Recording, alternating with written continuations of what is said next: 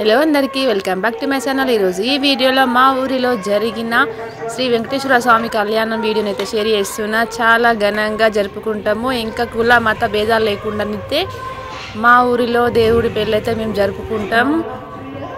ఇలాంటి గొప్ప వేడుకను మీ అందరు కూడా చూసి దేవుడి ఆశీస్సులు మీకు కూడా కలగాలని ఈ వీడియోని అయితే షేర్ చేస్తున్నా। ఇప్పుడైతే గోల్డ్ స్మిత్ ఉంటాడు కదా, వాళ్ళ ఇంటికైతే వెళ్ళి అప్పుడు అక్కడ దేవుడికి సంబంధించిన పుస్తలు మట్లయితే తీసుకొని వస్తున్నారు। దేవుడికి దప్పు వాయిద్యాలతోనైతే అవన్నీ తీసుకొని వచ్చి ఇంకా మిగతా కార్యక్రమాలు అయితే చాలానే ఉంటాయి। ఇంకా శ్రీ వెంకటేశ్వర స్వామి కళ్యాణం అంటే ఒక 5 రోజుల ముందు నుండే ప్రతిరోజు ఉదయము సాయంత్రము రకరకాల కార్యక్రమాలు అయితే చేస్తూ ఉంటారు। ఇంకా అవన్నీ అయితే నేను షేర్ చేయడం లేదు, ఈరోజు ఒక్కరోజు అయితే షేర్ చేస్తున్నా। వీడియోను లాస్ట్ వరకు చూడండి, వీడియో నచ్చినట్లయితే ఒక లైక్ చేయండి। ఇప్పుడైతే దప్పు వాయిద్యాలతోని దేవికి మంగళసూత్రాలు ఇంకా పుస్తలు తీసుకొని అయితే వస్తున్నారు। వెంకటేశ్వరుని కళ్యాణం కాబట్టి ఊరిలో ప్రతి ఒక్కరు కూడాను ప్రతి చిన్న దాంట్లో ప్రతి కార్యక్రమంలో పాల్గొని అందరి చేతుల మీదుగా ఘనంగానైతే నిర్వహించుకుంటారు।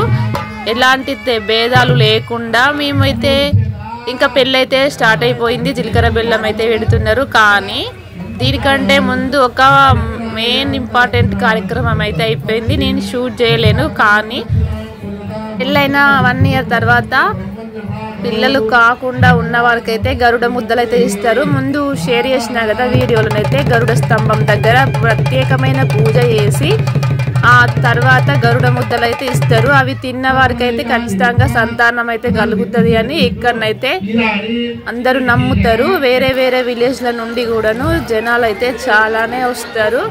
చూసినట్లయితే ఇప్పుడు చూడండి, మా ఊరు చిన్నదైనా ఇంతమంది మా ఊర్లో జనాలు ఇంకా చుట్టుపక్కల ఉన్న ఊరి ప్రజలు కూడాను చాలా మంది వస్తూ ఉంటారు। దేవుడికి సంబంధించి ప్రతి కార్యక్రమం కూడాను చాలా ప్రశాంతంగా ఏ టైంకు ఏది చెయ్యాలి అని అప్పుడే కరెక్ట్గా చేసుకుంటారు అందరు కలిసి।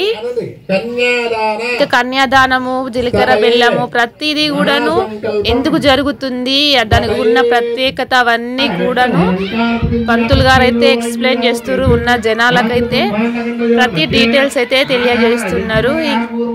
చూడండి ఇప్పుడైతే ఎంత మంది ఉన్నారు, ఓల్డ్ ఏజ్ వాళ్ళ నుండి చిన్న పిల్లల దగ్గర నుండి ప్రతి ఒక్కరు ఇక్కడికైతే గుడి దగ్గరికి అయితే వస్తారు। నా వీడియోస్ కనుక ఫస్ట్ టైం చూసినట్లయితే సబ్స్క్రైబ్ చేసుకోండి, లైక్ చేయండి, వీడియోనైతే ఫుల్గా చూడండి। మంగళ వాయిద్యాలతో దేవుడి పెళ్ళినైతే ఘనంగా జరుపుకున్నాము।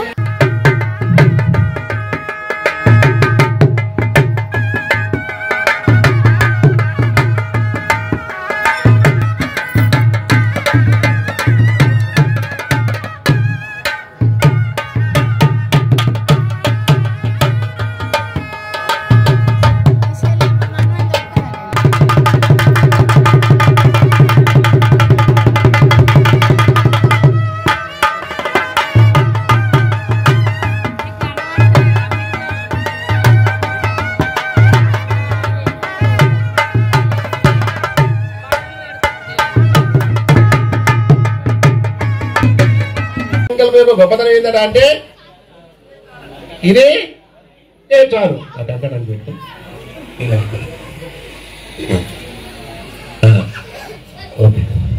అనండి। కన్యాదాన సమయే మహాసంకల్పం పఠయేత్ మాతృబ్రహ్మాండగండయోర్ మధ్యే ఆధార వ్యక్తివరః పూర్వానంద దిగ్గజో పరిపతి సత్య ఆధార మహానాలయమాన పరిరాజాయ దిశా పరిపాలనరం విదే హరిరామ